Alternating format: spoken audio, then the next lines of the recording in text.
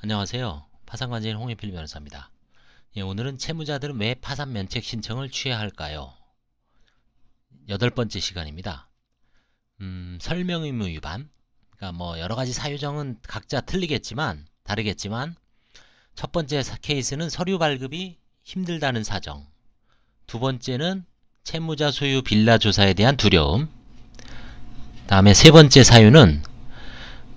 케이스는 임차보증금이 아들과 여친과 모친이 공동명의입니다.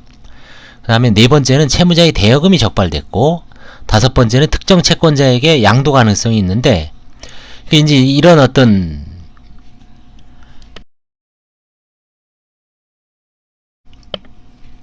관제인이 조사를 들어가기 위해서 이제 요구하는 사항이 있습니다. 설명을 해달라. 설명을 하기 위해서는 말로만 안 되죠. 이런 서류라든가 저런 서류라든가 뭐든 근거가 되는 그런 거를 했을 때 제시하기가 힘들죠. 불가능하죠. 왜냐하면 그걸 제시하는 순간 환가를 당할 가능성이 거의 100%이기 때문에 취하를 하는 것 같아요. 한번 보겠습니다. 자,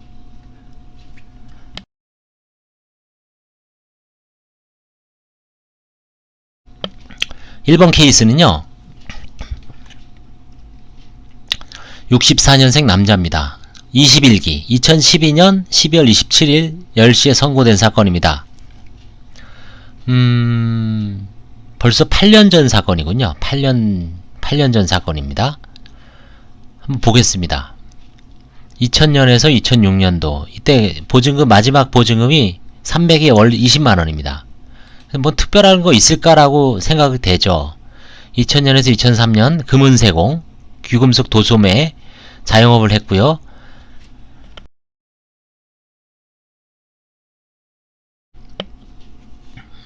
그 다음에 이제 폐업을 하니까 뭐 식당 등 배달 직원으로 근무를 했다는 겁니다.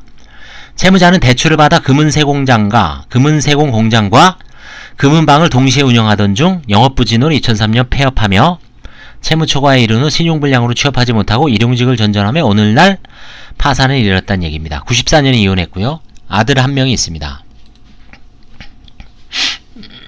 빚은 1억 4천이고요. 자, 이제 한번 보겠습니다. 사실은 어떻게 보면 너무 2013년 1월 20일 전화통화하여 기본서류 제출을 독촉한 결과 채무자는 파산 신청 취하 예정이라고 하여 파산 취소는 불가함을 안내하였습니다. 파산 면책 취하는 되죠. 면책 취하는. 근데 파산 취하는 안 됩니다. 면책 취하율을 파악한 결과 채무자 본인이 너무 시간이 없어 30여 가지에 달하는 서류를 발급받을 수 없어 신청 대리인 법무사와 상의하여 취하서를 제출하고 싶다고 함. 이에 관제인은 파산 선고의 불이익을 받을 수 있음을 고지하고요.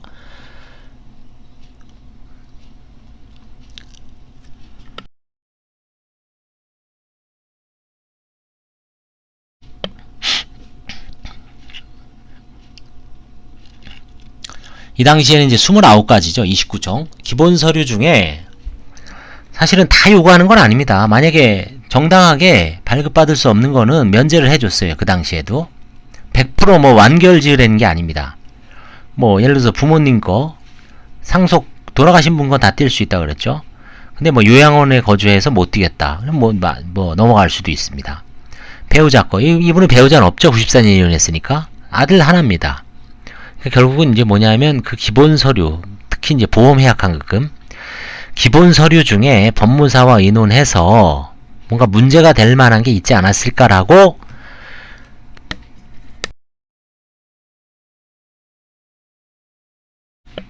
관제인은 추정을 하고요. 신청 대리인 측에서는 너무 서류가 까다로워서, 근데 옛날부터 까다롭다 그래도 29가지를 100% 요구한 건 아닙니다. 그건 뭐 지금 이제 14가지만 요구하지만 지금도 29가지 요구할 수가 있어요. 필요하면. 그리고 합당하면 못 뛰게 할 수도 있고 불가능하면 사실조회도 할 수 있습니다. 그래서 이거는 이제 결국은 기본 서류 미제출로 이거는 설명의무 위반으로 불허가 의견을 제시를 했고요. 아마 불허가 됐을 겁니다. 자, 그 다음에 이제 두 번째 케이스는 한번 볼까요? 배우자 소유 빌라 조사에 대한 두려움.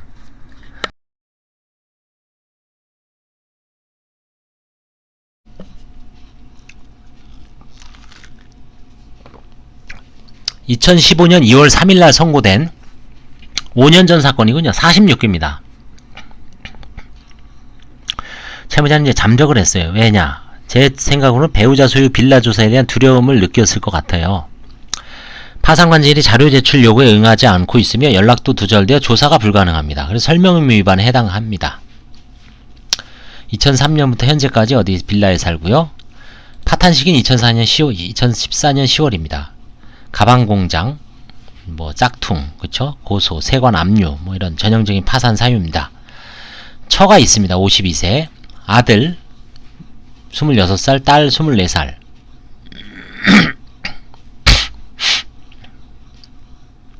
채무는 3억 6천입니다. 사실 많죠. 가방공장 하면서 이제 사업 보증 채무니까 사업이 좀 부도가 났으니까 사실은 2013년에 부도가 났죠. 3억 6천. 크게 맞았습니다.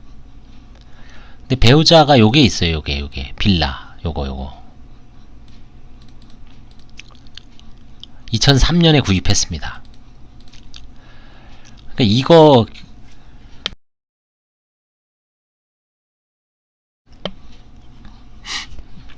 파산 선고 후 현재까지 연락이 두절되어 조사를 하지 못합니다.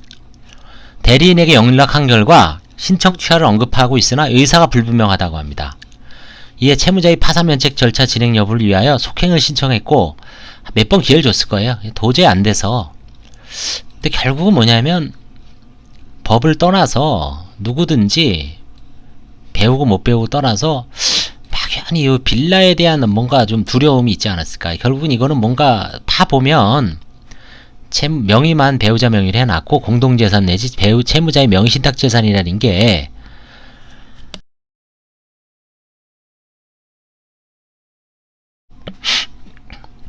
드러날 가능성이 있으니까 결국은 이제 자신이 없는 거죠. 대리인하고 의논을 해봐도 어느 정도 환가가 불가피하다. 이 정도는 각오해야 된다. 근데 그걸 이제 배우자하고 얘기해봤을 때 도저히 못 내놓겠다. 그게 이제 협의가 안 되면은 결국 취할 수밖에 없거나 잠적할 수밖에 없죠. 그럼 결국 이제 면책 불허가를 받을 수밖에 없습니다. 그 다음에 세 번째 보겠습니다. 임차보증금이 아들의 여친과 모친이 공동명의입니다.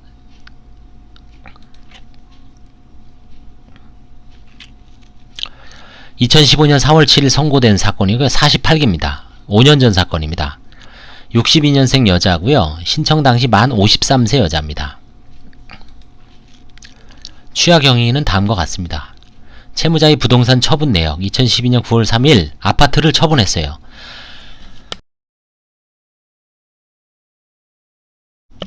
처분 대금 중 은행 융자금 1억 3,500을 제외하고 4천만원은 오피스텔 구입 시 모친으로부터 차용한 4천만원을 변제했다고 진술하고 나머지는 최근까지 생활비로 사용했다고 진술했습니다. 어머니 차용이 이 변제가 편파 변제일 가능성도 높죠. 이에 관제인은 자 그러면 4천만원 차용 근거를 좀 제시하십시오. 그리고 어떻게 줬는지. 이 요구가 부당한가요? 그죠? 이게 부당한가요? 그리고 이제 현 거주지 임차사항 2014년 11월부터 어디 빌라에 거주합니다.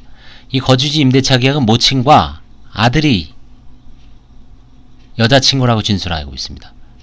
모친과 공동명의 1억 1천만원입니다. 1억 1천만원 중 9천만원 아들이 여자친구가 대출로 마련했다고 진술하면서 현재는 아들과 여자친구는 또 헤어졌다고 진술하고 있어요. 제가 보기에는 일로 4천만원이 들어갔을 가능성도 있죠. 그리고 이제 여자하고 이제 아들의 여자친구하고 뭐 같이 동거를 한다거나 그런 어떤 여러가지 속사정이 있을 수도 있죠.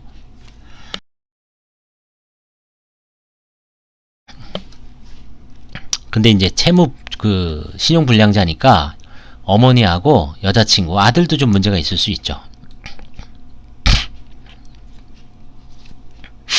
채무자는 관제인과 2015년 4월 14일 1회 면담을 실시한 후 관제인이 최근의 카드 대금 사용 내역, 3년분과 차량 처분 내역, 모친에 대한 차용 및 변제 자료, 현거주지 임차보증의 자금 출처 등에 대한 소명 자료를 요구했죠. 아주 딱 포인트를 찍어서 이 요구한 게 부당한가요? 여러분들이 보기에 어떻습니까? 부당한가요? 아주 관제인이 그냥 못된 짓 한 건가요? 결국 취하서를 제출하고 더 이상 자료 제출 요구에 응하지 않고 있습니다. 뭐 캥기는 게 있으면은 어쩔 수 없죠. 그쵸? 이거 여기서 은닉재산 한 4천 이상이 발견될 가능성이 높습니다. 결국 이제 돈이 소중하면 면책을 못 받죠. 이분도 면책을 받을 수가 없습니다. 예. 뭐 채무가 좀 얼마인지 뭐 그건 중요한 문제는 아니고 여기서는 채무도 많을 거예요 아마.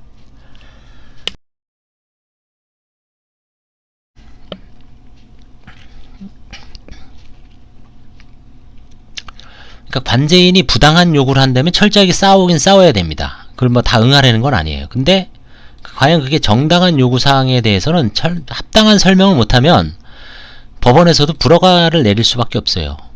관제인도 나름대로 최선을 다해서 조사하고 일부 미진한 부분, 약간 좀 의문스러울 때는 채무자의 이익으로 판정을 하는 건 맞아요. 근데 아무것도 안 내고는 할 수가 없죠. 그렇죠? 아무것도 안 냈어요. 여기서는 중요한 문제잖아요. 4천만원. 그 다음 현 거주지 임차보증 9천만원. 그렇죠? 그래서 결국은 취하를 했습니다. 채무자의 채무는 얼마인가요? 한번 볼까요? 4,100이 안 돼요. 4,100.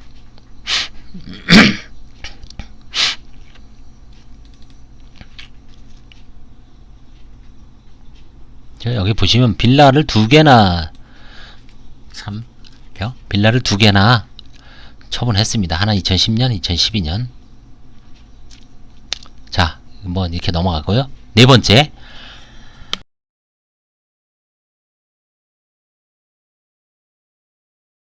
채무자의 대여금이 적발된 사안입니다. 대여금을 쓴다는 거는 사실상 쓰는 사람은 본 적이 별로 없습니다. 뭐 받을 가능성이 없어서 대부분 안 쓰고, 그쵸? 있어도 안 쓰고 없어도 안 쓰겠죠.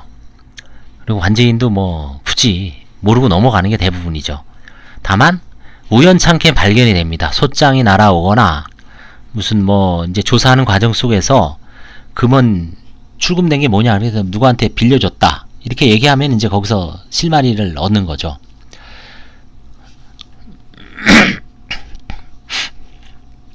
지급불능된 경위를 보면 2000년경 배우자가 불법적으로 타인에게 명의를 빌려주어 대출 중개 구치소에 수감된 일이 반복되었고, 그렇죠? 남편이 교도소에 들어갔죠.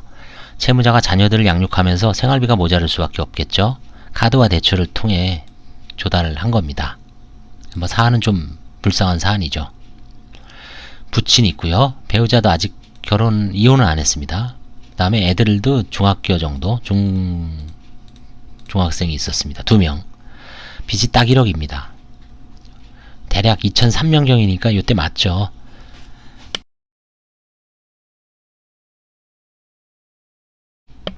그러니까 이 빚이 좀 상당히 누적된 건 맞아요. 2003년. 지금 2010 몇 년이니까.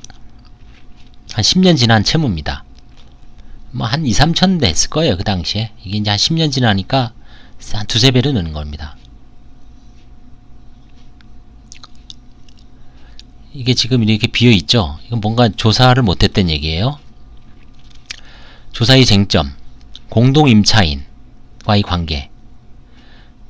임대차 계약서를 냈는데 공동임차인과 임차보증금 은닉 여부.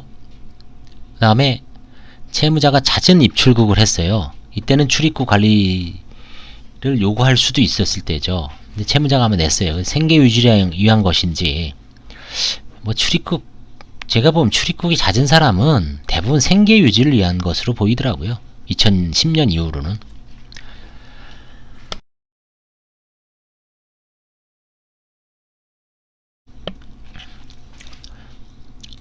이게 이제 뭐 다만 명확하게 조사는 해야죠. 그래서 생계 유지를 위한 것인지 낭비인지 여부는 알 수 있습니다. 그냥 입출국만 하고 해외에서 뭐 카드 같은 거 사용 안 했다. 그러면 사실은 생계 유지를 위한 불가피한 출국일 수도 있어요. 입출국일 수도. 다 마지막으로 관제인에게 파산 선고 기일날 구두로 언급한 타인에게 받을 돈 1,300만원에 대한 조사, 회수 가능성을 이제 관제인이 조사를 해야 되죠. 이분은 이제 본인이 부지불식간에 이거 사실 얘기 안 했으면 어떻게 보면 이게 참 운명이고 팔자예요. 제가 누차 얘기하지만 저는 옛날에는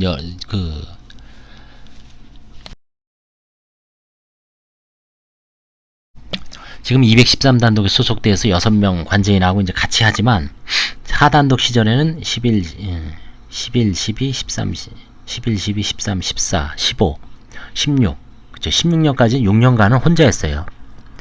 혼자 선고하고 한 20-30건씩. 그러면 이제 판사님 들어오기 전에 내가 다 설명을 하고 이제 서류 나눠주고 어떻게 다 얘기한 다음에 이제 사무실로 데려옵니다.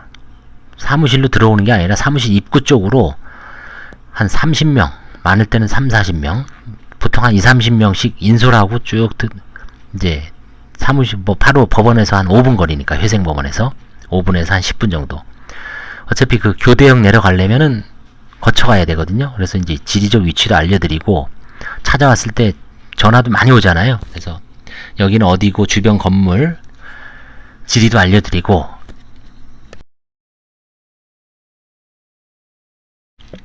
내려오면서 뭔가 상담을 받는 분도 있어요. 아니면 뭔가 문제되는 거를 관제인한테 의논하는 분도 있고, 뭔가 털어놓는 부분이, 그런 거는 잽싸게 메모해 놉니다. 거기서 사실 힌트가 될 만한 거를 많이 얻었어요. 지금은 그렇게 할 수는 없죠. 같이 하니까. 근데 그게 참 묘미였던 것 같아요. 그 당시에. 거기서 지금 환가 사건이 꼭 한두 개는 나온 것 같아요. 이분은 이제 파산 선고 기일날, 그쵸? 이분 이거 구파산 사건 아닙니까? 그 당시 사건이에요. 내려오면서 자기가 타인에게 받을 돈 1,300만원 얘기한 겁니다. 그래서 이 세 사안에 대해서 이제 조사를 하고 자료를 제출해 달라고 하니까 불이행하고요. 결국 2015년 7월 15일 한 서너 달 후에 면책 취하를 했습니다. 7월 5일날 선고했으니까 10일 만에 했네요. 서너 달 후가 아니라 10일 만에 면책 취하서를 제출했습니다. 그래서 종료가 됐습니다.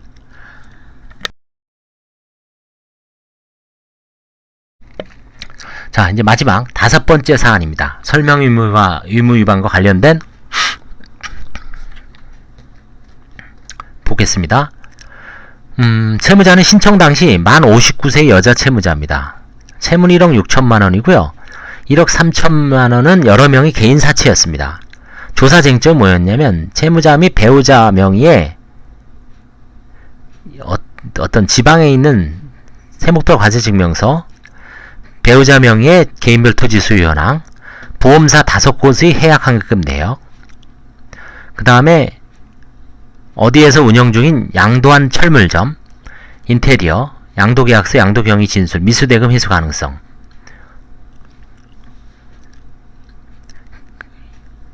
철물점을 특정 채권자에게 양도 잠적을 했습니다. 부인권 대상이 명백하고 사안에 따라서는 불허가 사유로 의율될 수 있었습니다. 그래서 이제 이게 당시에 경기도 구리에 있었습니다. 구리시 무슨 동인지 몰라도 도평동에 있었나요? 하여튼 현장 방문을 했습니다. 취하를 했습니다. 철물점을 가봤어요. 직접.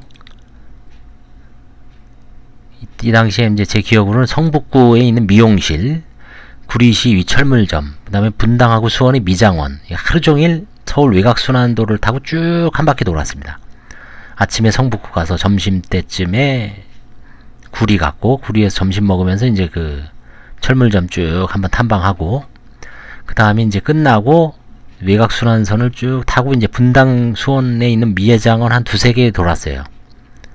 이 당시에.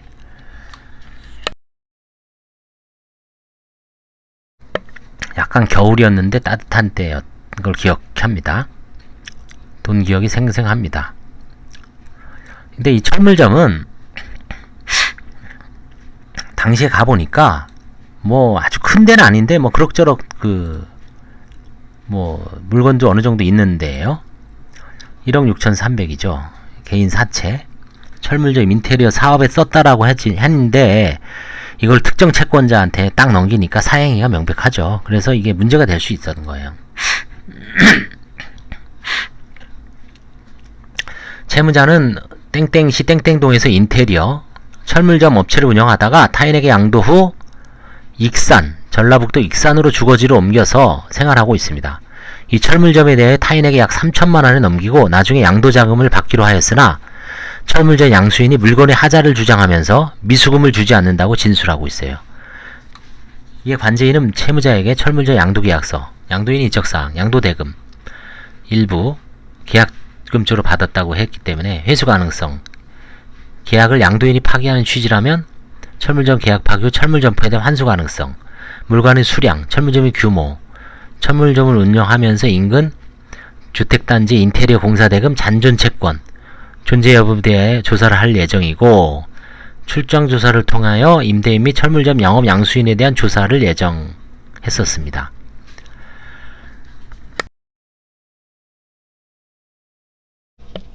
(1억 6천) 중에 금융권 채무는 소액이에요. 비교적 4억 4,400배는 안되고 최근 3년간 사채가 1억 2천 증가했으므로 이 철물점에 대해서 철저하게 파악하는 게 중요하죠.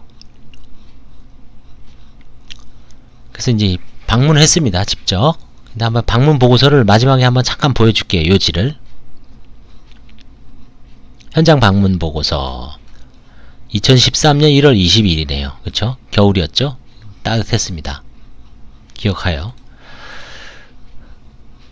시가지에 속한 곳으로 단독주택 밀집지역이 있어 철물점 수요가 있습니다. 이런 데는. 상호는 조경 및 리모델링이며 전화번호는 채무자가 사용한 번호를 그대로 사용하고 있었습니다. 사업 등록상 대표 조 누구와 처와 면담한 결과 위 전화번호는 채무자로부터 본 철물점 양도받는 과정에서 단골 손님과 AS를 위하여 기존에 사용당한 전화를 그대로 인수했다고 진술했고 임대차 계약은 본 철물점을 인수받으며 보증금 500에 53만원 그래서 뭐 공증까지 썼어요. 그쵸? 양도 금액은 또 기재하지 않았어요. 그동안 거래한 사업자 전표를 공개했고요. 주차관리를 통하여 영업양수 당시 철물점 규모 내지 액수를 물었으나 잘 모른다고 진술함. 이런 식으로 해서 이제 보고를 했는데 이 채무자가 결국은 뭐 면책을 아마 취하했을 겁니다. 응하지 않아서 결국은 취하를 했던지 아니면 불허가로 의견이 종료됐어요. 더 이상 진척이 없어서. 그래서 5가지를 봤습니다. 설명 의무 위반,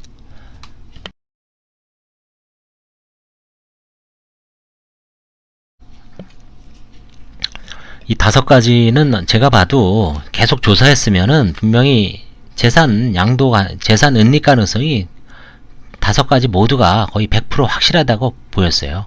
그렇기 때문에 환가에 응하느니, 그러니까 돈을 토해내느니 그냥 잠적하자, 취하해버리고 파산면책을 때려치우자, 그런 생각으로 설명도 안하고 그냥 대부분 취하한 것 같습니다. 이것도 나름대로 뭐 아주 고액은 아니지만 몇천 이상, 그쵸? 몇천 이상, 요 대여금 적발 요것만 빼고요. 나머지는 다 최소한 한 5천 이상 좀 문제가 된 사안입니다. 예, 감사합니다.